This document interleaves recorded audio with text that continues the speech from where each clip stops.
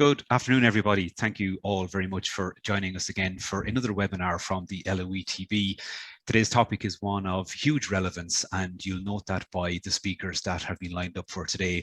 Today we're going to talk about NZEB and retrofitting, again, two topics, particularly in the Midlands, that have been front and centre of a lot of debate, discussion, assessment and analysis, but an area that the LOETB have been at the forefront of ensuring that the services are available there for employers and for potential employees across the Midlands.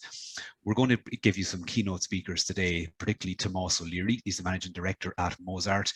We'll also hear from Philip Hurst, who's a Programme Executive for the Warmer Homes Programme at the SEAI. But to begin, I'd first like to welcome you to John Kelly, the head of the National Training Centre in Mount Lucas. And just a quick reminder, we are recording today's session. However, the only people who can be seen on screen are actually the speakers and the panelists.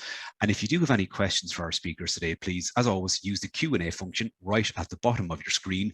If we see kind of common themes, questions, we can put them to our speakers after they talk, or else we might be able to come back and get you a private reply to them as well. So happy to take questions and answers from you. Just use the Q&A function at the bottom of your screen.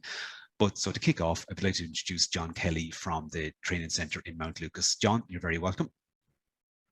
Thanks, Ronan. I'd just like to welcome everyone to today's webinar, and to thank Tomas O'Leary and his team at MosArt for all the work that they've done to date, and for Philip Hurst from the Sustainable Energy Authority of Ireland for also coming on to speak.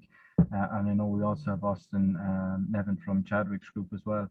I suppose, look, the theme for today, from my perspective, is I'm the Centre Manager in Mount Lucas. We've been designated an NZEB and Retrofit Centre of Excellence by Minister Harris almost 2 years ago now, and because of COVID and all the rest, we've only found our feet now. But because of both the Housing for All plan and the retrofit plan, there's a guess of 900,000 homes in Ireland either have to be retrofitted or have to be built to the new NZEB standard. So again, you're very welcome. Thanks for joining on, and I look forward to the engaging Q&A session at the end. Brilliant. Thanks, John. And John really sets the scene. They're talking about 900,000 houses that need to be retrofitted. And I say it's such an important area for all of us, and especially in the Midlands too, when we think of things like just transition and creating employment opportunities, but also in reaching our climate targets and all that. So as I say, we've got some keynote speakers on this lined up for you today. And without further ado, I'd like to introduce our first speaker. Tomas O'Leary is the MD at MosArt. They're in the business of sustainability since 1993, operating mostly from Ireland, the US and the UK.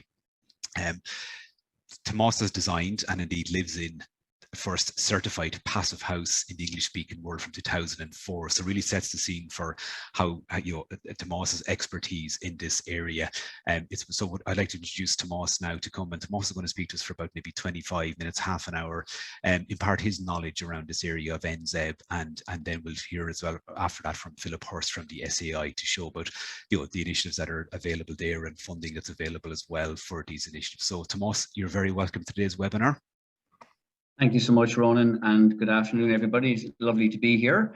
And thanks very much to LOETB for pulling together this webinar. I think these events are really important. We have a lot of work to do. We have a lot of learning to do. We have a lot of knowledge to share. And today, hopefully, will be give you a bit of an expose as to what LOETB has been doing at the National Construction Training Centre in Mount Lucas.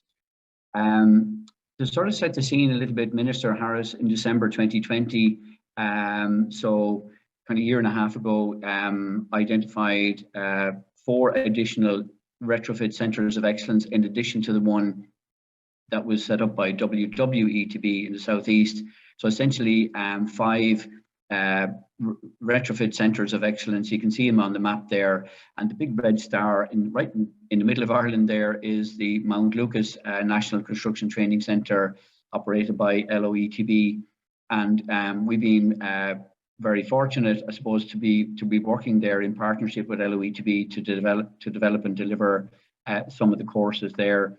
The centre is very much up and running. It's at full tilt. There's courses happening there every day. In fact, there's multiple courses happening on some days, and it's really I think we work a lot internationally, as Ronan has said, and really what you can see in Mount Lucas is as good as you see anywhere across the globe in terms of education, in terms of retrofit and new build. And I do want to give a shout out for Minister Harris, because he's been extremely proactive, very hands-on, and is really, you know, he's pushing and encouraging everybody to go quickly and to go deeply. As you'd all be aware, you know, there are certain regulations that we have to attend to now in order to meet the NZEB standard. Part L, I suppose, would be the most well-known of those. And, you know, there's lots of things covered in Part L, but the items in red there, I suppose, are something that's very dear to our hearts. And if you don't get these things right, if you don't get the building envelope right, then everything else is going to be a struggle. And that's actually why we have to go back and retrofit 500,000 houses, because we didn't do the envelope right the first time around. And, you know, these things, you know, insulation, air tightness, thermal bridging, you know, these are, we deal with these on every single one of our courses. All of the courses are to do with fabric first, you know, get the envelope right, and the mechanical systems would follow. And we do have a big challenge, you know, NZEB requires us to reduce the energy consumption of buildings by 70% compared to 2005. And by the way, we're only at another station along the railway. We haven't arrived. NZEB, you know, this isn't the end of the line. There'll be another iteration of the building regulations in a few years' time, and we'll have to go even deeper again. So very much taking part in the fabric. And then the other big impact and the other big regulation that drives everything we do at Mount Lucas is Part F. So Part F really has to do with ventilation, and probably the biggest impact of the NZEB regulations is on the need for quality assurance in terms of ventilation systems, how they're designed, how they're installed and commissioned and balanced. And, you know, we're entering an era now where most new houses, I mean, the vast majority of new houses will have continuous mechanical ventilation systems. This is something that we're frankly not used to. We're used to an intermittent fan in the bathroom and maybe an extractor hood in the kitchen. But NZEB now is going to require a whole new regime of ventilation systems. And, you know, we're delivering really excellent courses in Mount Lucas on that very, very topic. Now, believe it or not, you know, you may or may not be aware of this, but actually, if you're involved in any way now in relation to ventilation systems for houses, even if it's a naturally ventilated house, whether you're involved in design or installation or whatever, you've got to actually prove competency. In other words, you've no business being involved in ventilation systems if you haven't done a training course. And the LOETB have really excellent, you know, ventilation course, NZEB ventilation course that we run many, many times.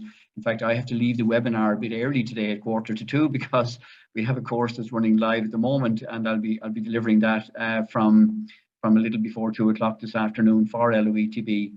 So it's a very exciting time for houses. We're looking at better air quality, and I think having experienced a worldwide pandemic for the last 2 years, people are very, very conscious now about the need to have properly ventilated houses, and so this is all good news. The map on the left here, I really want to thank SEAI for this map. It's a map that's updated very regularly, and it's kind of like a school report on how we as a nation are doing in terms of energy efficiency of dwellings. And it's not good, to be honest. There are very few A's and B's rated houses there. You can see there, it's sort of like a snapshot on the energy efficiency of the Irish building stock. And, you know, all of these houses that are orange and yellow and purple and so forth, you know, they have high energy bills, probably don't have great comfort. A lot of them may have air quality issues, may even have mold. And, you know, this affects your quality of life. And we're on a mission, all of us. And I think everybody in this webinar today, you know, we all have a serious role to play in terms of improving this map. And I really, it's a personal mission of mine, and it should be of yours as well, to turn this map green. And wouldn't it be a fantastic life's work if you could look back on this map, let's say in 10 years or 20 years time, and say, goodness, now we really are genuinely a green island. And how we're going to get there is basically through the Climate Action Plan, and there'll be more plans like this coming, and Philip will no doubt refer to this. But we have an enormous task to do. You know, we've 500,000 houses to retrofit, and, you know, we've to install heat pumps in 400,000 houses and lots more besides. And everybody, you know, the supply chain, the likes of Chadwick's and, you know, all of the other companies that are playing an active role, we've all got to actually double down on our efforts here. But I want you to pay particular attention to the last word there, quality. If it's not done right, if it's not done well, you know, we don't want to be back here in 30 or 40 years time retrofitting the buildings that were retrofitted. So quality has got to be at the key of everything, and that's why training and upskilling and reskilling are so important. Now, there was a bit of a shockwave by Professor John Fitzgerald back in 2021. He more or less said on the national radio, you know, we got to make up our minds up. Are we going to do retrofit or are we going to do new build? Because we don't have enough workers for both. And I remember being quite perturbed by that. I thought it was a very useful radio piece, and I came away thinking, gosh, you know, we don't have a choice here. We've got to build new houses, obviously, but we've also got to retrofit, and we need a lot more people to join the construction sector. You know, we need more women in the construction sector. We need people who have never been involved in construction to join it, and you know, we've got a big job to do. So that was a bit of an alarm bell, and we're never going to be able to deliver on our targets if we don't have a lot new entrants into the sector. And there's some estimates here, you know, I don't want to dwell on the numbers necessarily, but just for new build construction alone, never mind the retrofit challenge, we need something like 80,000 workers, full-time equivalent workers, which is a double of what we've got now. All right, so let's say we're at 40,000 now, we need to go to 80,000 just to hit the new build targets. And I've no clue, honestly, what it might be for the retrofit. Some other panelists may have some numbers on that, but certainly, you know, it's a big challenge to do, and it's a very rewarding career. It's a very exciting career. 40% of carbon emissions globally come from buildings. So if you're involved in construction, you're actually now involved in tackling climate change. And you're improving people's quality of life, you're improving their comfort, you're reducing our dependency on imported fossil fuels, all sorts of things. So it's a really very exciting sector to be involved in. Now, LOETB offer a suite of courses. I mean, you name it, you can do it there essentially. And I want to give you a very quick overview of some of those. All of the courses are fully funded, which between you and me basically means they're free. And they're all accredited, so you get a credential at the end of them. And you know, as I say, MosArt, we're really pleased to be involved in working with LOETB and other ETBs in developing and delivering these courses. Again, recognition to be given to WWETB, who I suppose got the ball rolling in the southeast, and now this the training centre in Mount Lucas. You know, is offering even more courses that are available in other locations. So just people have great choice now of courses and things to study. So there's a one-day NZEB fundamental awareness course. It's an introductory course, sets the scene, short, introductory, snappy, but it's got some hands-on application as well. And then there's trade-specific courses. So if you're a carpenter, plumber, electrician, whichever, you know, there are courses that are specifically developed and tailored to your needs. And then there are other courses, for example, for site supervisors. Site supervisors obviously need to have a sort of a decent command over all of the aspects needed for retrofit and for for NZEB.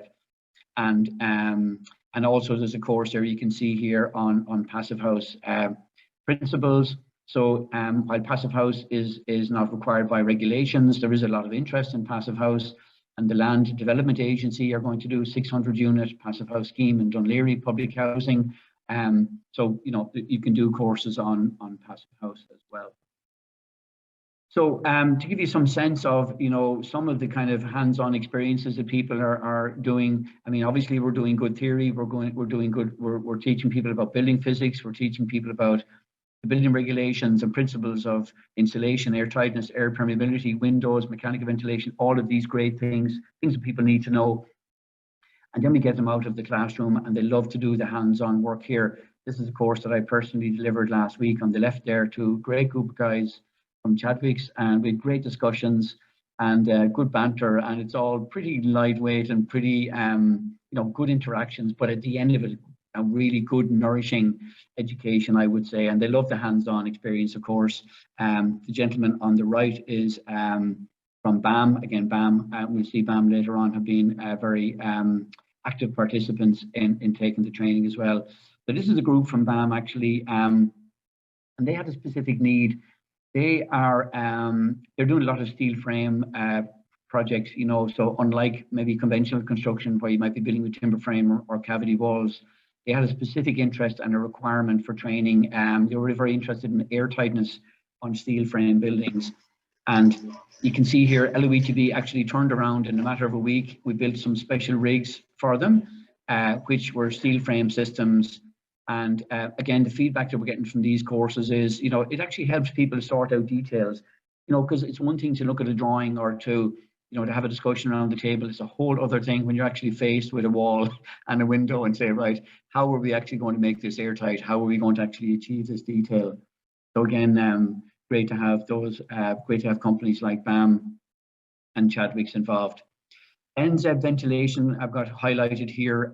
That's one of the more popular courses at LOETB, and it's, you know, obviously it's very popular because you've no business now being involved in ventilation if you haven't got, if you can't prove competency. And you know, wonderful training rigs. Like we've got rigs on natural ventilation, rigs on CMEV, which is continuous mechanical extract ventilation, rigs with heat recovery ventilation, demand control ventilation, all sorts of rigs there that you can learn on, you can practice. We put people through their paces. I'll be doing it at 2 o'clock today on all the calculations. How do you work out the airflow rates? You know, the background ventilator sizes, all of these kind of things. And again, lots of hands-on experience. We can see a gentleman here. He's now learning to balance and commission a ventilation system. So we've got little houses, if you like, represented in these rigs. And this learner here is measuring flow rates at, I'm going to guess, an extract valve, and then, you know, measure all the rates and then balance them all up. And people really have a good experience doing that. And then they have to do an exam. So for the ventilation course, you have to do a theory exam and a practical exam. And again, we're running those courses literally right now. So that's been very, very, very positive, I think. There's also a lot of courses focused on retrofit. And so there are 2 courses in particular which LOETB are providing, which to the best of my knowledge aren't available at other ETBs yet anyway.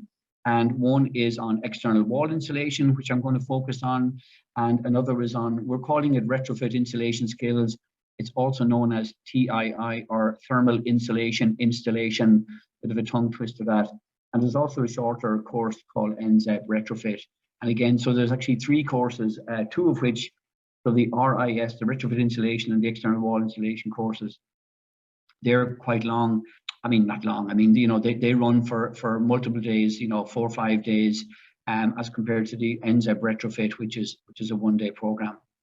You can see Philip Hurst here, Philip up front and center, keen on the day. So SEAI very kindly helped us to run an open day for retrofit contractors at Mount Lucas, and we did a live survey. LOETB they were able to run a live survey, which I was really fascinated on, and we wanted to try to find out for people, you know, where's the biggest learning need in the retrofit sector. We had a hunch what it might be, but it was interesting to see this confirmed in numbers.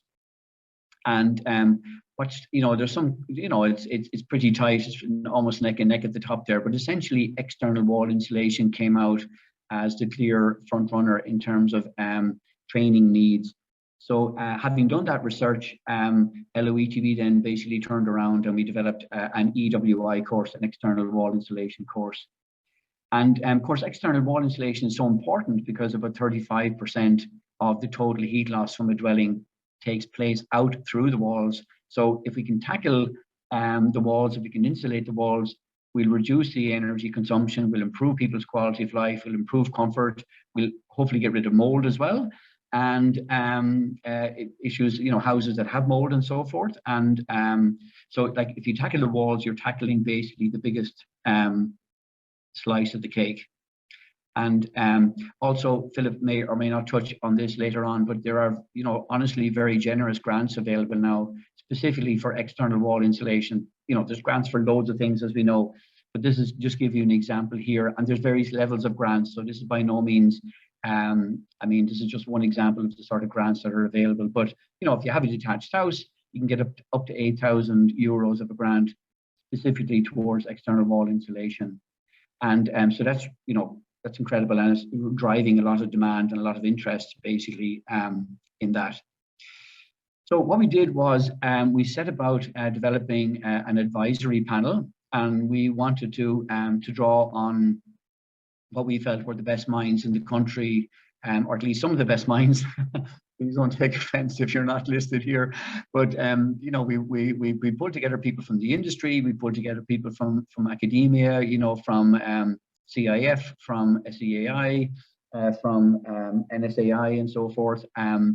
This was in the sort of, we were still sort of in, well, we were coming out of COVID, so we were allowed not wear masks for this photograph, but there are some people who are listed here that you'll notice are not on in the photograph. You know, some people couldn't make it to our first meeting, but essentially we had a meeting, and they've been helping us to develop the skills specification. So for the EWI course, it's needed.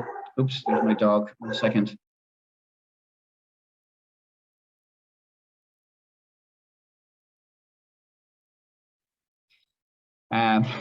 This is live and I'm at home. There you go. The dog gets very excited when mother comes home. Here we've got, so to give you a sense of the sort of activities and the rigs that we've got. So these are the external wall insulation rigs, and people are dealing with the normal challenges that you would be dealing with on site: external and internal corners, windows, eaves, soffits, surface penetrations, ventilation opes, pretty much everything you can imagine. And honestly, it's a very enjoyable course. We've gotten great feedback. People are really enjoying it there. That's kind of a bit of a bird's eye view, if you like, of the training rigs, so you can get a sense of where they're going. And there's a video here. It's meant to be a video. It looks like it's stalled there on me. But anyway, so you can get a sense essentially of the sort of exercises that people go through. And again, at the end of this course, there is an assessment, and there's a theory assessment and a practical assessment. Now, what's interesting is a lot of this learning, or most of this learning, is being delivered by on-the-ground projects. So MosArt, in a different form, if you like, we're architects for Offaly County Council, doing a lot of deep retrofits around the county, including this project in Birr. So on the one hand, we're on site, we're managing these projects and all the constraints, all the difficulties, all the thermal bridges, all the kind of less than ideal situations, you know, the gullies, the overhangs, all the really, really tricky stuff that you have to deal with on a real project. And that is actually informing, you know, the training program. So we're not sort of just, you know, theorists here. We're very much kind of, you know, it's a reflection of sort of real life experience. Now, let's just give you a very practical example. I'm coming close to the end of my presentation shortly. But let's say window install. You know, how do you install windows when you're dealing with external wall insulation? Do you leave the window in its existing position? Do you bring the window out front? Ideally, you would wrap some insulation around the window frame to reduce the thermal bridge of that connection. So all of these kind of things have to be considered. We're seeing some examples here of install details from a company called KREND. In fact, all of the external wall insulation providers, they all have really good details like this. And you know, we're very grateful for all of the effort that all of these companies put in. And you can see some details are better than others in terms of thermal bridging. So this would have been a construction detail we would have developed for some of these houses that are being retrofitted. We're pumping the cavity, we're moving the window out, we're making an airtight connection here, and we're putting external wall insulation on the exterior of the building. You'll notice we're putting in a triple glazed window here, and you can see sort of work in progress there then as the project is being rolled out. So I think that excites me most about these courses, I suppose, is we've had industry involvement in terms of, you know, the learning outcomes, the skills specification. So it's not something that we just sort of imagined and we're rolling out. And secondly, it's very much informed then by real world experience on site and all the challenges that entails. So I suppose by way of reminder, we can see here all of the courses that are available at LOETB. There's short one-day courses, there are longer 2 or 3 day courses, there are courses which are longer again, maybe 4, 5, 6 days, depending on what you want to choose. There's new build courses, there's retrofit courses, There's courses which focus on the building envelope, and there's others which are on mechanical systems. And really, you know, if we're going to hit our new build targets and we're going to hit our retrofit targets, you know, there's we've a lot of work to do. You know, we've a lot of learning to do, as I mentioned in the beginning. And I really would encourage you, if you've never been to LOETB, it's quite a sight to behold. You know, to walk into the training hall and to see all the rigs, to see all the courses and all the activity and the materials and all the innovation that's there. It's even for me when I'm down there a lot. You know, almost every time I go in and I see courses underway, it kind of, you know, it feels really, really good. And people are leaving encouraged and inspired, I would say. So they're almost like inspiration centers rather than kind of just education centers. If you're interested in finding out more about the courses, LOETB have a dedicated website for that. It's mountlucas.ie/NZEB. And again, you can check out the courses, you can learn more about them, and you can submit an expression of interest. And we really would love to see you in a course very soon. And again, I would like to say a big thanks to companies like Chadwick's group, who are represented here today, and to others, BAM and many others who have embraced this and shown great leadership in that. So Ronan, from my point of view, from Tomas O'Leary, thank you so much. I hope that was interesting, and be glad to deal with any questions if there are any. Thank you so much. Well, thank you, Tomas. It was very interesting, actually. And I think if anybody does have any questions too, please continue to send them in there through the Q&A function on the bottom. But Tomas, I'm going to take you back there. You just mentioned how 40% of global emissions are coming from buildings. Now, is that kind of factoring in all aspects, as in even how the energy that's powering that building is generated, or is it all associated with heat loss? Can you expand on that a small bit, possibly? Yeah, so yeah, I suppose it's across all the energy services that buildings need. And so energy that you consume at your home is what we call delivered energy. But actually it takes a lot of primary energy to make that delivered energy. So for every kilowatt hour that you consume at your house, it takes roughly 2 kilowatt hours of raw energy, if you like, or what we call primary energy, to make that 1 kilowatt hour of energy. So for every 1 kilowatt hour of energy we save at the home, we're saving twice that at the power plant. So it's a really important point, Ronan. So it takes into account not just the energy that we're consuming in our homes, it takes kind of raw fossil fuel energy that went into making that energy in the first instance. I think as well, the map that you showed, I know it's an SEAI infographic as well, but looking at the scale of, let's call it a challenge that lies ahead of us. Can every house be retrofitted, or is there a point where, and I'm kind of maybe alluding to maybe what John Fitzgerald may have said, like, is there a point where it's unfeasible, or can every house across the country potentially be retrofitted? I mean, I've never come across a house yet that that couldn't benefit from some degree of retrofitting. You know, you're going to have some buildings which are difficult. Maybe they're listed, maybe they've got historical features, you know, that you don't want to change.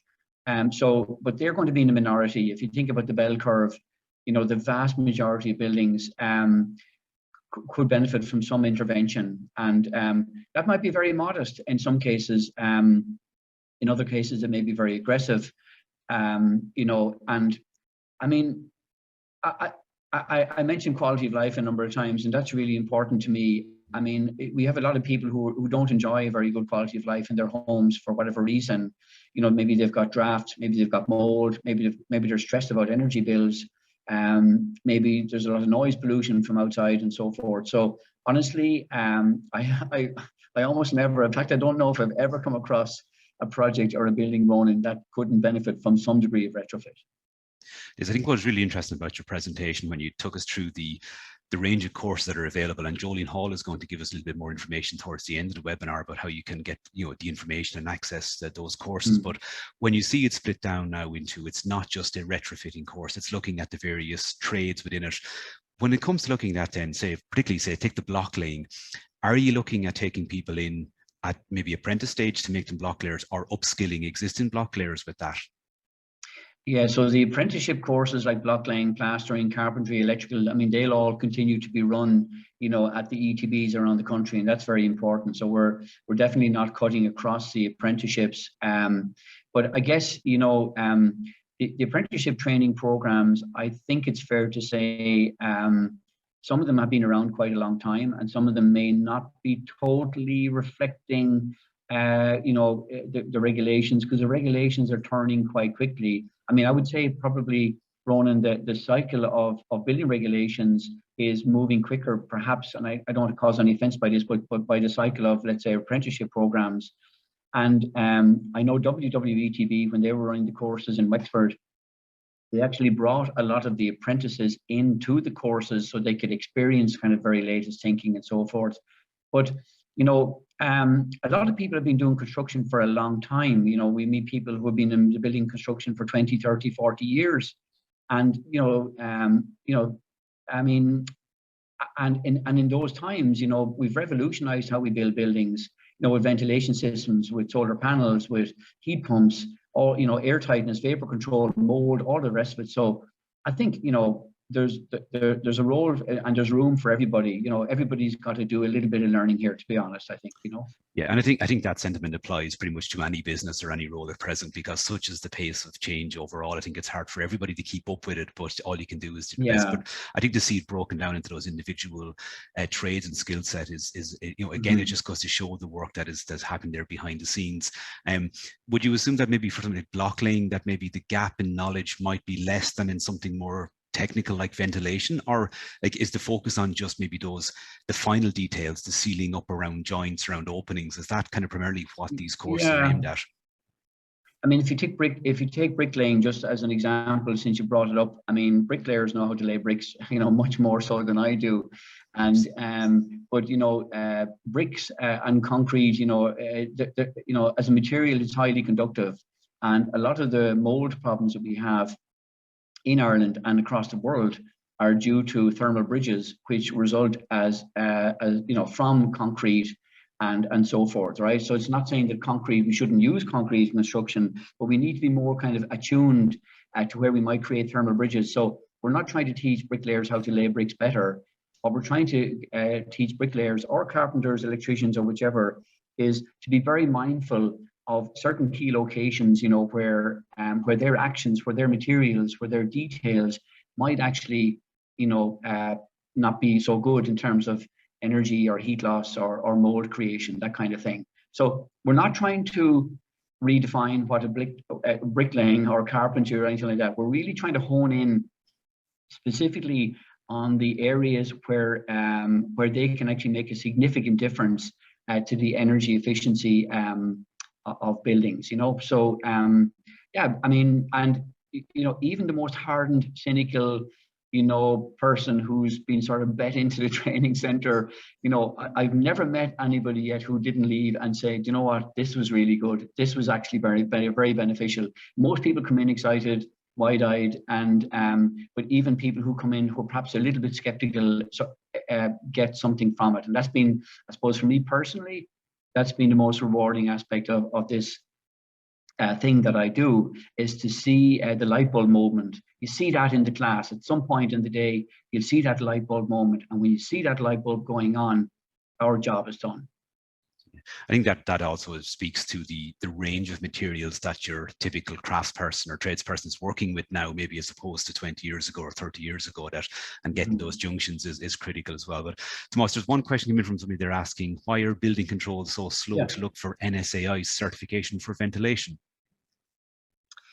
Yeah, so that's an issue that we're painfully aware of, and whoever asked that question has a good insight into the situation right now. So essentially, the framework is there, right? The courses are there, the accreditation is there, the competency requirement is there. I think it'd be fair to say that in terms of, let's say, delivering on the need for demonstrating competency in terms of building control, there's a few little wrinkles there that are being ironed out. There was an event held as recently as last week where all the building control officers all the various kind of councils were represented. A colleague of mine from Emer from MosArt presented at that, and it's an issue that we're very aware of, and it's been addressed, and I think we're going to see some action on that pretty soon. So if you have been working on a project and you've been able to somehow manage without fulfilling all the requirements, I think those days are going to come to an end pretty soon. And to be fair, you know, construction industry, it's like trying to turn around an ocean liner. You know, the challenge is enormous, and a lot of the changes are they seem subtle, but they can be significant enough. So I'm aware of the issue raised by the panel, by the caller there, and it is something that has been actively looked at. Thanks, Tomas. I know you're under time pressure as well for later on, but thank you so much for taking time, for giving us that comprehensive presentation and taking our questions. So, and just to let you know as well, Chadwicks have put over 150 employees through some of these courses so far, and Austin Nevin, a little bit later in the webinar, will just give us a few minutes and just talk about their experience and what it has done for their employees. And great to hear that even from that side of the industry, that people are being trained on the very detailing and the key elements of retrofitting. But our next speaker for you today is Philip Hurst. Philip is a program executive for the Warmer Homes program at the SEAI. Philip, good afternoon. You're very welcome. You're on mute there still, Philip. Thanks, Ronan. Sorry about that. Not at all. And thanks, Tomas. That was great. Yeah, so welcome everybody. So my name is, as Ronan said, is Philip Hurst, and I work on the Warmer Homes program with SEAI, which is the program that the government have put in place, or the SEAI have put in place to address, I suppose, the energy poor. So people who are on certain social welfare payments, who own their own home, can get free energy upgrades through the Warmer Homes program with the SEAI. And I have also completed a lot of the courses down in the ETB, so I can attest to how informative they are, and the knowledge that can be gained there. I suppose part of my job with SEAI is to manage the quality on the Warmer Homes program, and I can see from the issues that we would have and the courses that are available through ATB how the courses will go a long way towards addressing some of the issues that arise, some of the quality issues that arise when contractors are completing energy retrofits through the various schemes.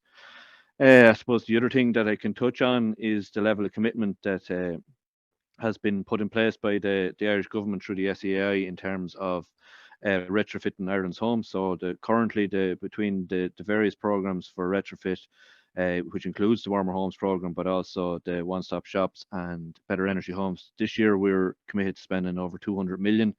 And that will be growing over the next number of years, right up to 2030, where the government have planned to spend 2 billion per year, which is 10 times what they are currently spending. So that'll give a good level of where the industry is going in the next couple of years. And other than that, then, as I say, the real concern that we would have is that while we need to get all this work done, we need a real strong focus on quality, and that's where I see the ETB coming in. As I said, the courses down there deliver a lot of knowledge to anyone who goes through them as to the various aspects of retrofit and where I suppose you can fall down if you haven't gained that knowledge beforehand.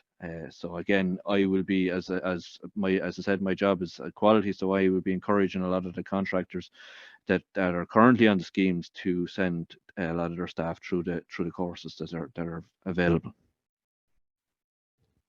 Thanks, Philip. Yeah, we saw you front and center there, top of the class anyway, in some of Tomas's pictures. So good to hear you getting involved, and always good to road test them as well. Just saying that map that Tomas had showing like the scale of the challenge that's ahead for retrofitting as well. How do SEAI, like, what's the plan, and how do they see themselves about meeting the challenge that lies ahead? Yeah, so we're committed to by 2030 to 500,000 B2s or equivalent, whatever. So we recognise it's a huge challenge, and we'll be working with the industry to try and ensure that there's a significant upskilling program there, as I said, to bring staff in to get what we need done. I think the estimate was that we need between 17 and 20,000 people by 2030 involved in retrofit alone. So it's a huge number of people that we need to get. But there is, I would say that the message is that there's huge commitment from the Irish government and from the EU on retrofitting Irish European homes, I suppose, and it's a good career path for anyone, a young person, I suppose, to take, because it's you know, I would say it's kind of recession-proof work out there. Yeah, that's it. We'll hold you to that now, but it being recession-proof. But yeah, like it's great. It's great to hear there are key targets there. But you mentioned kind of European initiatives and moves towards retrofitting. How does Ireland stack up and compare in terms of the challenge that's ahead, but also in our current development? And I know, like the likes of these courses are fundamental to it or critical to it.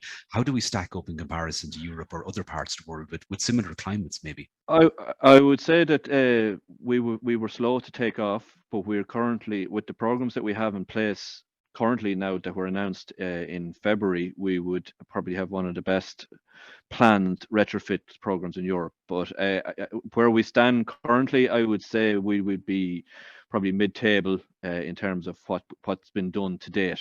But the commitments that are there, that are currently in place now, I would hope will start to drive us up that table, I suppose, if you know what I mean. And we will start to become higher up in level of what we're achieving in our retrofit program.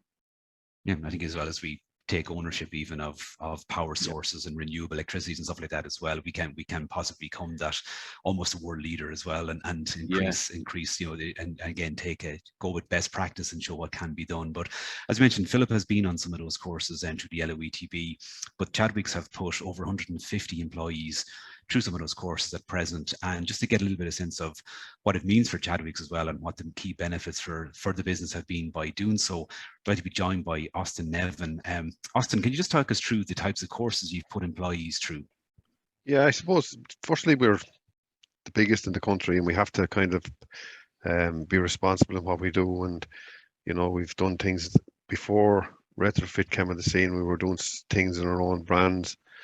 Working with Benny McDonough from TUS with eco stands and putting in lights, to say LED lights and photovoltaic panels in about 15 or 16 branches and electric vehicles. But when the retrofit scheme came on, one of the things we needed to do was to start to kind of educate our staff in all this area. And we have our own external wall insulation, but it's pointless having an external wall insulation unless you know all about how to fit it, how to put it on the wall, etc., etc. So myself and two of my colleagues went to Mount Lucas and we were shown around, and we said, right, we're going to have to do something with this. And we laid out a plan, and we started with the first set of people went down there. It was from the MD down. Everyone had to be at least educated in NZEB, the fundamentals of NZEB, and we sent down, I think at this stage we've about 190 people trained in NZEB, and then we start looking at what is the next thing we can do for the likes of reps on the ground, guys behind the counter selling, the plumbing supervisors, the building supervisors who are selling insulation, air tightness, all that type of stuff. We need to get them trained.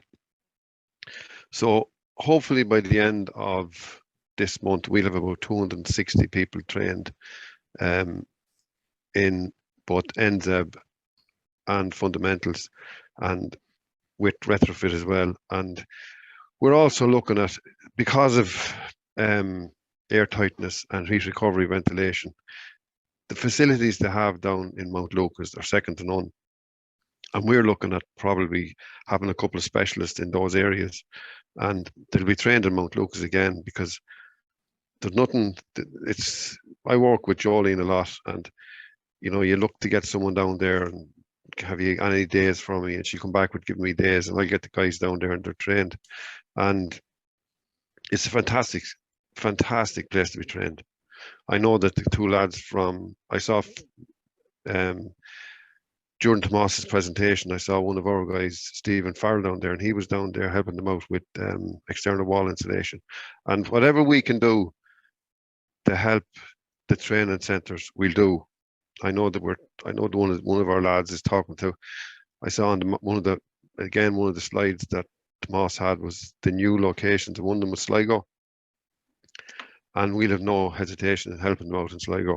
I think we've already started the process, and we're fully behind the education training boards anywhere they're being put up. We've a lot of staff. Training is the key to all this. We just need to get behind it. And do you find actually your own staff, be it on the shop floors, at the trade counter, right up to the reps, are they actually educating some of your customers then too? That's the plan. Because we're putting in so many eco stands, we're putting in eco stands in branches. An eco stand is a screen in the center, and it's new build on the right, and it's retrofit on the left. And there's no point in us putting that up unless we train the staff in the shops, because people are going to come in, they're going to ask questions, and if we don't have the answers, it'll be poor form on us that's kind of looking after the whole process. And we need our staff, and that's why we want to send as many people as possible down to either Mount Lucas or Wexford, Waterford, depending on the branch and depending on the location. But Mount Lucas being nearly smack bang in the middle of Ireland, it helps us greatly that we can send as many branches as we can there. So yeah, we'll be using Mount Lucas for as long as we need to keep people trained. It's been awesome, and again, the numbers are quite impressive too, and it's really interesting to hear how the approach that you're taking, because obviously it's fundamental to your customers as well, and retaining those and giving them the benefit of your knowledge too. And thank you for that input as well. So to find out how you can actually go about learning more about these courses and indeed apply for them and get some of your staff or some of your key people on them, Jolene Hall from the LOETB is going to come on now and just talk to you about that for a few minutes. Jolene, you're very welcome.